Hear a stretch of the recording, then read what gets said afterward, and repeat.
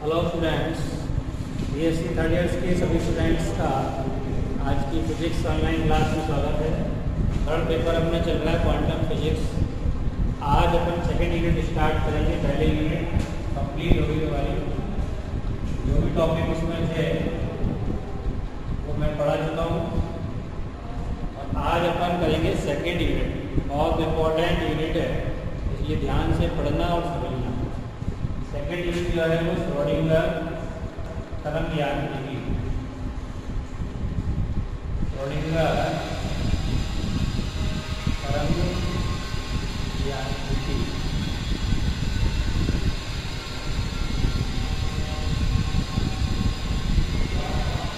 Schrodinger wave mechanics.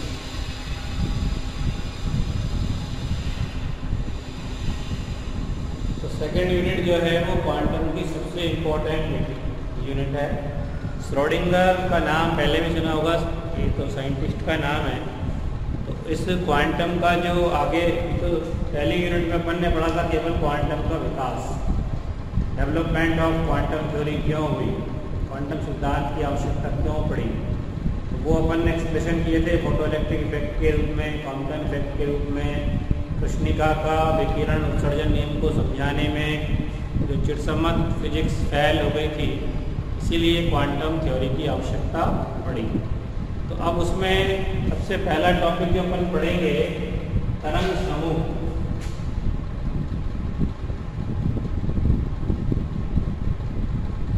Eleventh class first year में पढ़ा है हमने वेव पैकेट।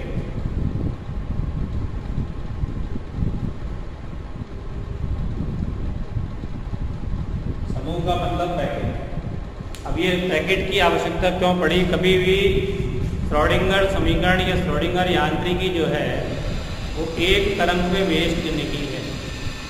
द्रव्य तरंग है वो उनसे, तो वो जो होती है एक तरंग का योगदान नहीं होता किसी में भी। तो उसको अपन ऐसे एक्सप्लेन कर सकते हैं कैसे?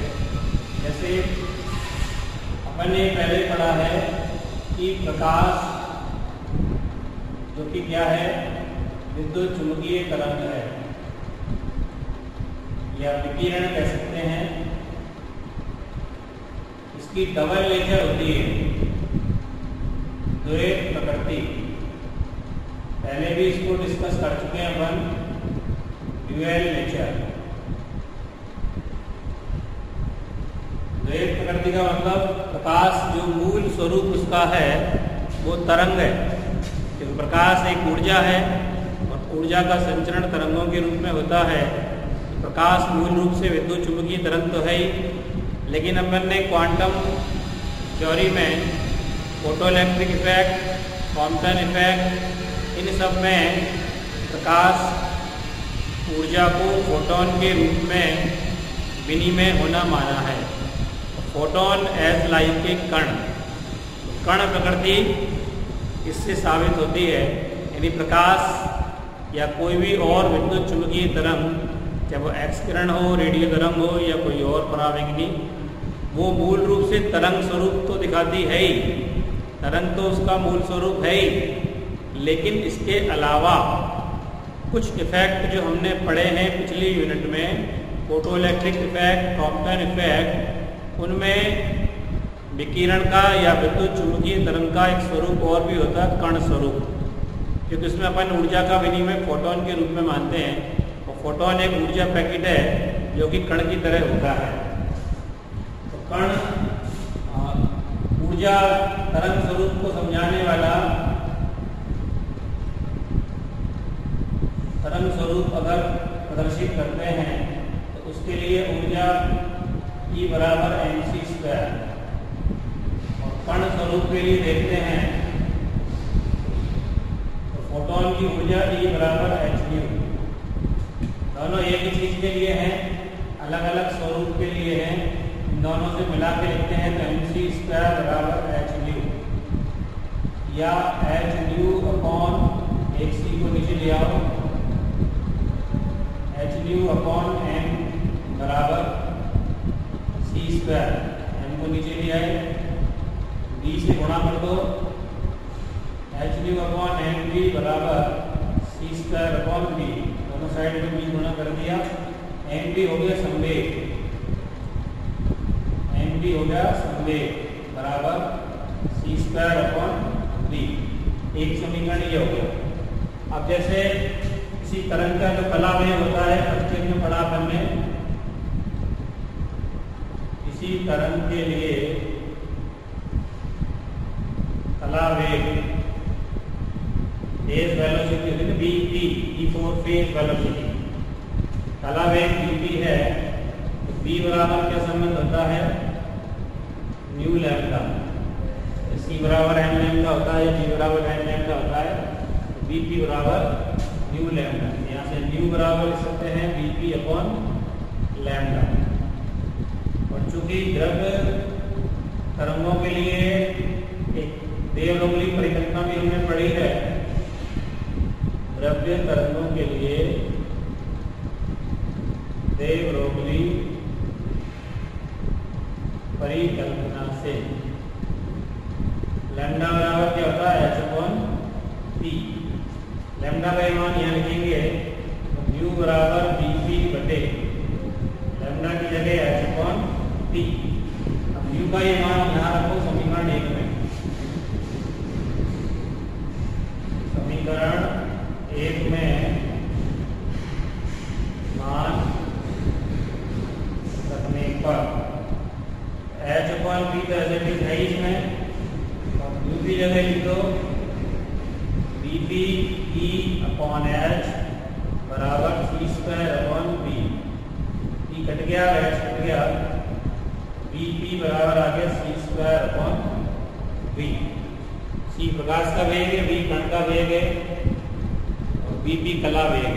एक रिलेशन निकल के आया है ये vp बराबर c²/v। अब चूंकि अपन ये जानते हैं कि किसी भी द्रव्य कण या फोटोन का वेग जो है प्रकाश के वेग से कम होता है। कण का वेग v क्या है, कण का वेग भी हमेशा c से क्या होता है, कम। अब v का मान अगर कम है तो कम का भाग अगर c² में देंगे तो ज्यादा मान आएगा, यानी इससे रिजल्ट मिलेगा vp is greater than c²/v। c² लिख सकते हैं, c²/v से ज्यादा आएगा क्योंकि ये मान इसका बराबर है। अगर b का मान c से कम हुआ तो मान ज्यादा है। जैसे for example c² equal b greater than c², b का मान मान लो 50 के वेग का आता है। सपोज करो द्रव्य कण का वेग प्रकाश के वेग का आधा है, तो इसका तला वेग क्या आएगा, c² बटे b की जगह लिखेंगे c/2, एक c कट गया तो vp बराबर आया 2c, यानी vp ग्रेटर देन क्या हुआ, c। यानी किसी तरंग का कला वेग जो है वो प्रकाश के वेग से क्या प्राप्त हो रहा है, ज्यादा। लेकिन ये पॉसिबल नहीं है। क्या ये संभव है कि प्रकाश के वेग से ज्यादा किसी तरंग का कला वेग या किसी कण का वेग संभव है? नहीं हो सकता। हमेशा किसी तरंग का वेग अलग अलग माध्यमों में अलग अलग हो सकता है। कला वेग उसका या उस माध्यम के कण का वेग, क्योंकि तरंगों में जो विक्षोभ चलते हैं तो माध्यम के कण सरलावर्त गति करते हैं, उनका जो कला है उनका वेग ही क्या था, कला वेग। अब वो प्रकाश के वेग से ज्यादा कैसे हो सकता है? निर्वात में सबसे ज्यादा वेग है प्रकाश का या तरंगों का, वो c के बराबर है, 3 × 10⁸ मीटर पर सेकेंड। अब उससे ज्यादा वेग किसी कण का या तरंग का होना पॉसिबल नहीं है। तो इस चीज को इस तरह से अपन समझ सकते हैं। इसी रिजल्ट के आधार पर श्रोडिंगर ने ये निष्कर्ष निकाला, या श्रोडिंगर ने अपनी तरंग यांत्रिकी में ये माना कि जो तरंग से या कण से संबद्ध तरंग है जिसको अपन बोलते हैं द्रव्य तरंग, किसी गतिशील द्रव्य कण से संबद्ध तरंग को क्या बोलते हैं, द्रव्य तरंग। तो श्रोडिंगर का मानना है कि किसी भी गतिशील द्रव्य कण के साथ केवल एक तरंग रिलेटेड नहीं हो सकती, केवल एक ही तरंग रिलेटेड नहीं हो सकती, बल्कि एक से ज्यादा, दो या दो से अधिक तरंगों का एक समूह रिलेटेड होना चाहिए। समझ में आ गया? किसी भी गतिशील द्रव्य कण के साथ रिलेटेड तरंग केवल एक तरंग नहीं हो सकती, बल्कि एक से ज्यादा, मतलब 2, 3, 4, 5 तरंगों का एक समूह रिलेटेड होना चाहिए। और उस समूह का वेग कहलाता है तरंग समूह वेग vg, ग्रुप वेलोसिटी, जिसका मैक्सिमम मान प्रकाश के वेग के बराबर होता है। ये c जो वेग है vg बराबर c, वो मैक्सिमम है। c से ज्यादा नहीं हो सकता, c के बराबर हो सकता है, और यही मैक्सिमम है। इससे कम हो सकता है, ज्यादा नहीं हो सकता। तो मैक्सिमम वेग vg, vg का मतलब ग्रुप। तो तरंग समूह रिलेटेड होता है किसके साथ? किसी भी गतिमान द्रव्य कण के साथ केवल एक तरंग रिलेटेड ना होकर तरंगों का समूह रिलेटेड होता है, जिसका वेग प्रकाश के वेग के बराबर होता है, और ये वेग मैक्सिमम होता है, यानी इससे ज्यादा वेग नहीं हो सकता।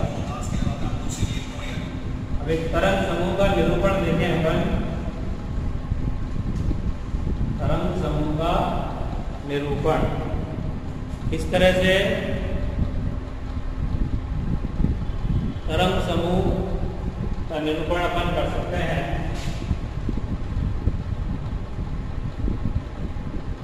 तो फर्स्ट ईयर में भी अपन ने तरंगों का समूह पढ़ा है।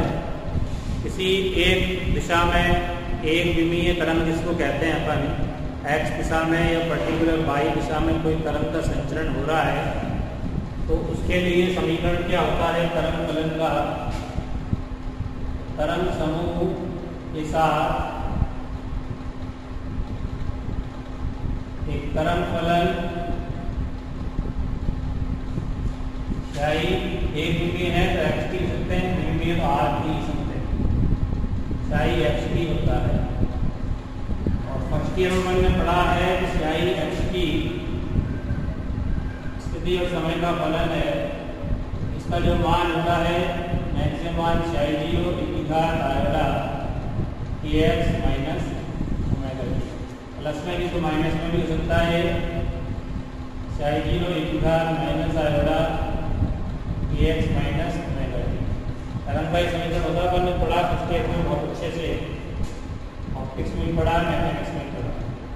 या इसको साइन कॉस के रूप में भी लिख सकते हैं, या इसको स्याही 0 sine kx minus omega t, इसको लिखना चाहें तो स्याही 0 cos kx minus omega t। क्योंकि तरंग फलन जो होते हैं वो आवर्ती फलन है, साइन और कॉस के रूप में होते हैं, तो उनसे अपन ये मान निकाल सकते हैं। अब इससे समीकरण बनाए, कोई सा भी ले सकते हैं इनमें से। समीकरण नंबर 1, इसका अवकलन करें समीकरण 1 का t के सापेक्ष, कोई सा भी ले लो, ये ले लेते हैं। समीकरण 1 का t के सापेक्ष अवकलन करने पर, समीकरण 1 का क्या करें, t के सापेक्ष अवकलन कर देते हैं। अवकलन करेंगे तो डेल स्याही अपॉन डेल टी, स्याही x और t है, इसका जब अवकलन करेंगे तो स्याही 0 कांस्टेंट है, t की घात का तुल्य घात हो गया iota kx minus omega t, और चूंकि t के सापेक्ष कर रहे हैं तो ये तो 0 आएगा इसका, तो ओमेगा t का आएगा साथ में माइनस ओमेगा। कुल मिला के मान ये हो गया माइनस ऑफ स्याही 0 ओमेगा की घात iota kx minus omega t। इसको समीकरण नंबर लिख दिया 2, साथ में ये आयोटा भी आएगा तो आयोटा गुणा में ये लिख सकते हैं माइनस स्याही 0 आयोटा ओमेगा की घात iota kx minus omega t। फिर इसका x के सापेक्ष करो 2 बार, समीकरण 1 का x के सापेक्ष 2 बार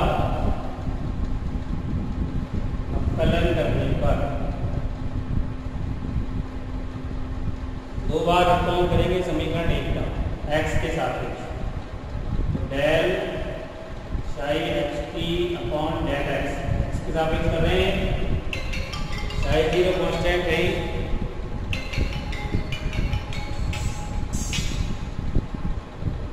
साई जीरो कांस्टेंट है।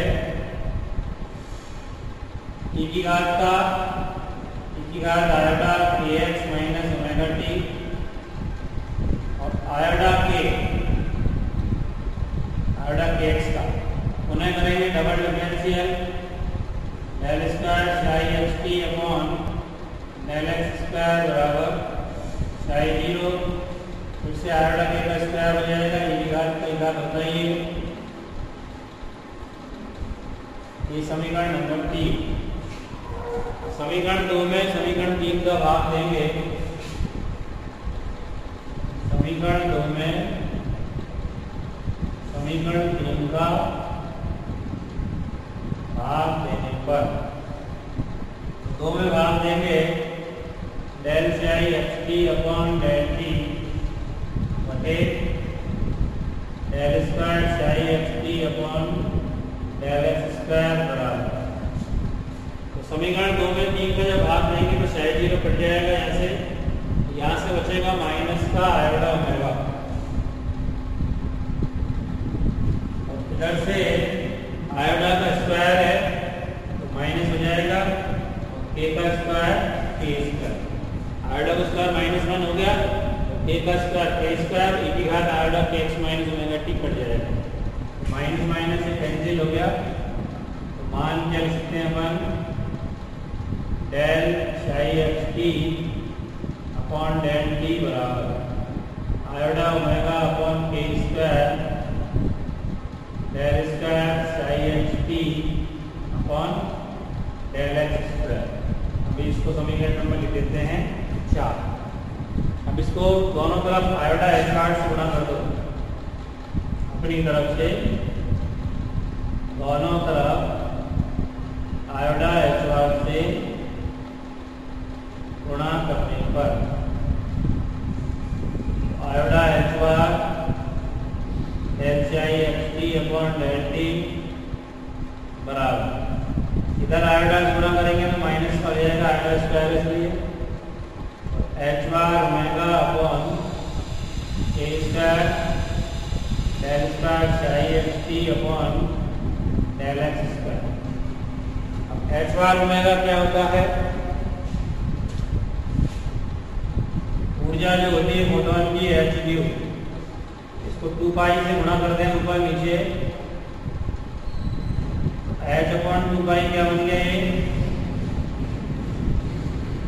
एच बार, 2 पाई ड्यू क्या बन गया ओमेगा।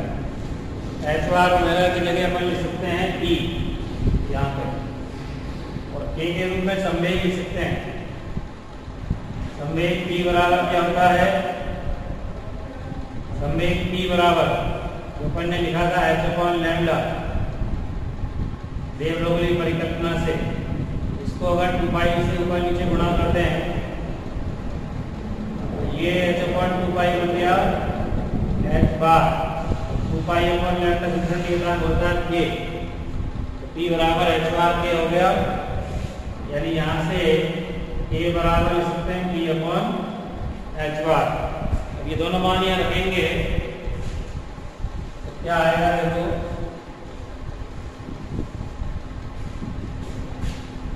समीकरण 4 में इसके मान रखेंगे, iota H bar del psi H T upon del T बराबर माइनस एच बार ओमेगा की जगह कर लो p,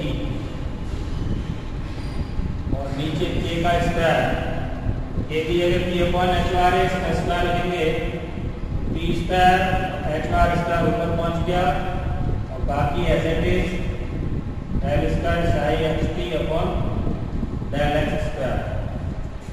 अब चूंकि ऊर्जा E बराबर होता है टी स्क्वायर अपॉन 2m, ऊर्जा और संवेग संबंध है, गति की ऊर्जा और संवेग में E की जगह लिखते हैं p square upon 2m iota H bar del psi H T upon del T बराबर माइनस टी की जगह लिख दिया P square upon 2m H bar square as it is upon P square और del square psi H T upon del x square P square यहाँ से कट जाएगा तो रिलेशन आ गए आधा H bar del psi H T upon del T बराबर minus of H bar square upon 2m del square psi H T upon del x square.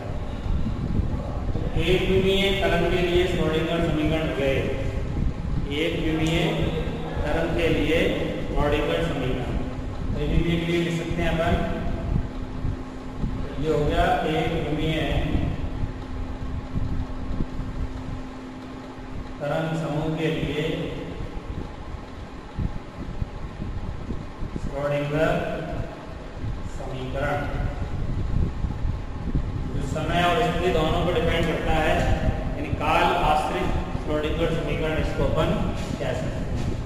अब अगर एक विमीय ना होकर समीकरण त्रिविमीय हो तो त्रिविमीय के लिए जो तरंग फलन आएगा उसमें क्या चेंज आएगा। जैसे यहाँ एक विमीय है x दिशा में अगर संचरित हो रही है तो हमने चर के रूप में x लिया, स्थिति केवल x दिशा में चेंज होगी x लिया, और त्रिविमीय होगा तो r लिख सकते हैं। त्रिविमीय तरंग के लिए श्रोडिंगर समीकरण क्या होगा। त्रिविमीय तरंग के लिए श्रोडिंगर समीकरण देखो इसमें क्या चेंज करना है। शाई एच टी की जगह तो शाई आर टी, बाकी ये तो कांस्टेंट है x, ये एज इट इज रखेंगे iota H bar as it is del psi of R T upon del T. ठीक है, x की जगह त्रिविमीय r वेक्टर हो गया बराबर minus H bar square upon 2m और del square psi of R T upon del square. ये त्रिविमीय रूप में हो गया, ये हो गया त्रिविमीय रूप में। इसको अपन ऐसे भी लिख सकते हैं या करके iota H bar del psi r T upon del T बराबर ये माइनस जो है एच बार स्क्वायर के साथ, तो -1 जो होता है वो होता है आयोडा का स्क्वायर। आयोडा का मतलब √-1 होता है, तो -1 का मतलब आयोडा का स्क्वायर। उसको अपन आयोडा को लिखते हैं ऐसे और माइनस लिखते हैं स्क्वायर करके माइनस आयोडा एच बार। और ये डेल स्क्वायर जो है त्रिविमीय है, ये एक्स की जगह आर आएगा, यहाँ आर के रूप में है ना, del square upon del R इसका बराबर आएगा del square upon del x square plus del square upon del Y square plus del square upon del Z square. Gradient संकारक के रूप में लिख सकते हैं। इसकी जगह हो जाएगा ग्रेडियंट स्क्वायर है इसका भी, तो एक साथ बदल दिया बटे 2m एज इट इज और शाई ऑफ आर टी। ठीक है, ये माइनस का मतलब ये माइनस का स्क्वायर प्लस हो जाएगा और फिर आयोडा का स्क्वायर माइनस ये रहा, एच बार स्क्वायर ये रहा, 2m एज इट इज है ही, और del square upon del r square ये होता है, इसको एक संकारक के रूप में अपन इस्तेमाल करते हैं, तो इसकी जगह del square psi are T अपन लिख सकते हैं। तो पूरा समीकरण जब ये हो गया, अब इसकी तुलना एक कॉमन समीकरण से याद करें। निम्न जो बेसिक समीकरण होता है ऊर्जा और संवेग के रूप में, तो ऊर्जा E बराबर p स्क्वायर अपॉन 2m होता है। इस पर अगर ये तरंग फलन ऑपरेट करेंगे E साई आर टी बराबर हो जाएगा p square upon 2m into sigh of R T. समीकरण नंबर अपन लिखते हैं इसको, ये 5 ये 6 और ये 7। अब समीकरण 6 और 7 की अगर तुलना करें तो अपने को प्राप्त होगा एक तो ऊर्जा का संकारक और एक होगा संवेग का संकारक प्राप्त होगा। कैसे होगा देखो, इस समीकरण 6 और 7 की तुलना करो तो ऊर्जा E की जगह क्या है, यहाँ पे देखो साई आर टी यहाँ भी है, साई आर टी यहाँ भी है, तो ई की जगह क्या है, आर डा H bar del upon del T हो गया। ऐसे ही साई आर टी यहाँ भी है, 2m एज इट इज है ही, और पी की जगह ही हो गया। तो इसका समीकरण 6 और 7 की तुलना करने पर दो संकारक अपने को प्राप्त होंगे ऑपरेटर, एक ऊर्जा का और एक संवेग का। ऊर्जा ई का संकारक क्या प्राप्त हुआ, तुलना करने से पता लग जाएगा। साई आर टी यहाँ पे ऑपरेटर है, यहाँ पे ऑपरेटर, तो ई की जगह कितना है, आर डा H bar del upon del T. तो ये हो गया अपना ऊर्जा ई का संकारक। और संवेग का तो राइट साइड में तुलना करके देखो, समीकरण 6 और 7 की, तो पी की जगह ये मान है, 2m एज है ही, ये है ही, माइनस ऑफ आर डा एच बार, ये संकारक किसका हो गया, संवेग की जगह। ई का स्क्वायर है ना यहाँ, पी की जगह ये हो गया सारा मान, ये इसको अपन डेल अपॉन डेल आर लिख सकते हैं, माइनस आर डा H bar del upon del r, इसकी जगह लिखा अपन ने ये संकारक। तो ये जो मान है ये श्रोडिंगर समीकरण काल अनाश्रित। अब ये तो तब है जब केवल गतिज ऊर्जा के रूप में ही तरंग की ऊर्जा हो। अगर कोई द्रव्य कण बहुत सारे बलों के प्रभाव में कार्य कर रहा हो, एक से ज्यादा बलों के प्रभाव में कार्य कर रहा हो, तो बल क्षेत्र के कारण इसकी स्थितिज ऊर्जा भी होगी। तो कुल ऊर्जा जो लिखेंगे kinetic energy plus potential energy. Kinetic energy के रूप में इसको ऑपरेट करेंगे तरंग फलन को,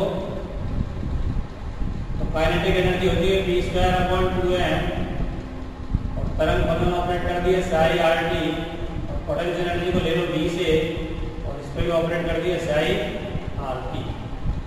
तो तीनों रूप में हो गया, कुल ऊर्जा ये हो गई, ये गतिज ऊर्जा के रूप में और ये स्थितिज ऊर्जा के रूप में। अब इनके संकारक इस्तेमाल करते हैं। ई का संकारक क्या है, ये लिखा है देखो, आर डा H bar del psi R T upon del T बराबर ई की जगह क्या आएगा, ये मान ई का संकारक ये रहा, इसका स्क्वायर करके लिखेंगे minus H bar square upon 2m, ये माइनस का स्क्वायर प्लस हो जाएगा, आर डा का स्क्वायर माइनस, माइनस ये लिख दिया, ये h bar square del square ये है psi are t plus V स्थितिज ऊर्जा के लिए है, ठीक है ना। ये संकारक लिख दिया अपन ने, ई की जगह मान ये वाला लिख दिया जरा, आर डा H bar del upon del T, P की जगह ये वाला मान लिख दिया, इसका स्क्वायर करके लिखेंगे तो माइनस का स्क्वायर प्लस हो जाता है यहाँ पे, और आर डा का स्क्वायर माइनस रहता है, वापस माइनस, इसका स्क्वायर ये आ गया, और del square upon del r square को ये संकारक के रूप में 2m बटे में है ही। ये पूरा समीकरण काल अनाश्रित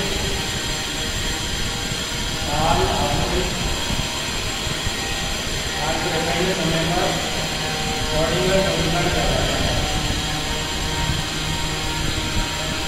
ठीक है। ये इसी पे बेस से आगे की पूरी यूनिट सेकेंड यूनिट अपनी जो है इस समीकरण पे आधारित है, इसी के आगे पढ़ते रहेंगे आज की क्लास में।